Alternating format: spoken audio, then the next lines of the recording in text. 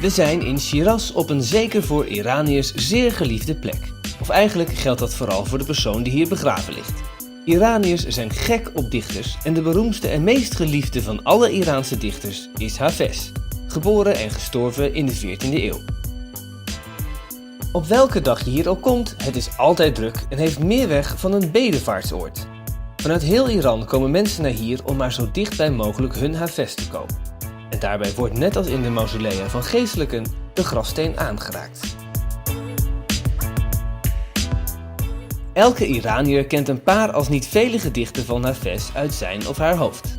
Hoewel ze voor ons Nederlanders vooral overkomen als erg vaag, zien Iraniërs er vooral interpretatiekansen in. Iedereen kan in elk gedicht van Hafez wel iets vinden waar hij iets aan heeft. Maar los daarvan ziet de Iraanse bevolking dichters als redders van hun taal en cultuur. Het waren de dichters die de Perzische taal gered hebben toen de Arabieren over Iran regeerden en het Arabisch opdrongen. Maar ook onder het huidige islamitisch regime, dat weinig populair is onder de bevolking, kan je met de dichtkunst veel bedoelen zonder het te hoeven zeggen. Als je als buitenlander niets met Hafez of zijn gedichten hebt, dan is er altijd nog de tuin om van te genieten. Hoewel, ook Iraniërs komen niet altijd alleen voor Hafez zelf. Los van de toeristen die hier komen, is dit ook een van de meest geliefde plekken om te daten. Hebben wij uit betrouwbare bron vernomen. Daar ga je dan op een van die bankjes zitten en hopen dat je niemand bekend tegenkomt.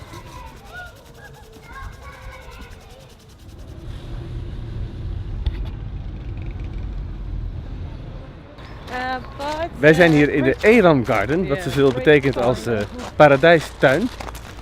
En we hebben nu al gezegd dat we dit de mooiste tuin vinden van Iran, voor zover wij gezien hebben.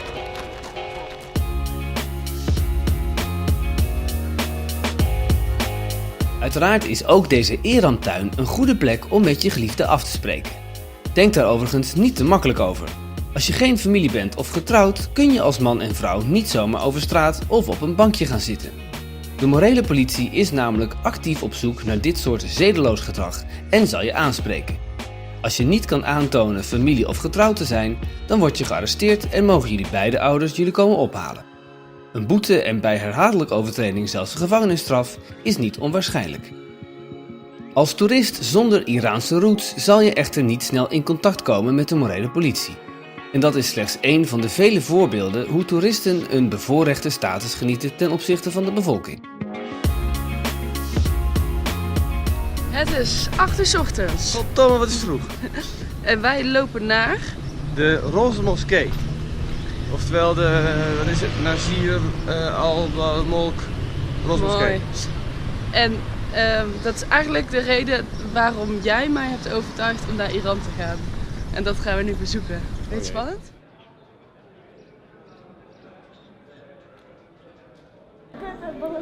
Ik zei wel jammer al die toeristen.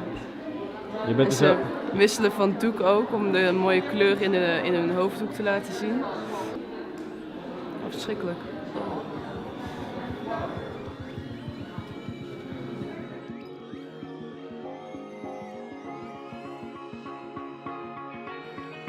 De Nazir al-Mulk moskee, ook wel de Pink Mosque, staat bekend om de prachtige lichtinval. En dat is 2 keer waar. Zowel de lichtinval is schitterend, maar bekend is het zeker ook. Dit stopt gewoon niet in deze fotoshoot. Het kind wordt in allemaal robothoudingen gezet. Ze wil het helemaal niet. Lelijke kleren aan trouwens. Het is een groot fotografiefestijn en het is eigenlijk net zo leuk om gewoon een half uurtje achterin te gaan zitten en het schouwspel aan je voorbij te zien gaan. Je betaalt hier uiteindelijk toch 150.000, zo'n €4 per persoon. En je kunt op het terrasje zitten mensen kijken, maar hier gebeurt zoveel.